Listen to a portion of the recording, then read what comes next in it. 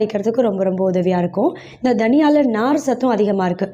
நார் சத்து அப்படின்றது பொதுவாகவே பசி உணர்வை கட்டுப்பாட்டில் வைக்கும். பசி உணர்வு கட்டுப்பாட்டில் இருந்துச்சு அப்படின்னாலே தேவையில்லாத ஜங்க் ஃபுட்லாம் சாப்பிடணும் அப்படின்ற அந்த ஒரு உணர்வும் கம்மியாகும். இதனால் உடல் பருமனாக இருக்கிறீங்க அப்படின்னும் போது உடல் எடையை சீக்கிரமே கம்மி பண்ணுறதுக்கு உங்கள் அன்றாட உணவில் கண்டிப்பாக தனியா உங்கள் அன்றாட உணவில் சேர்த்துக்கோங்க. அதே மாதிரி நம்ம உடம்புல மெட்டபாலிசத்தை தூண்டும்.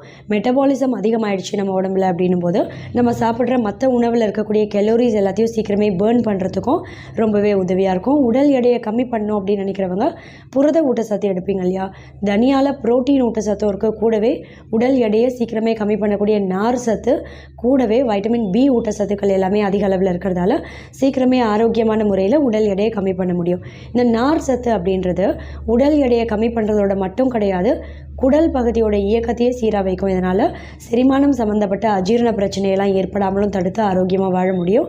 கூடவே மல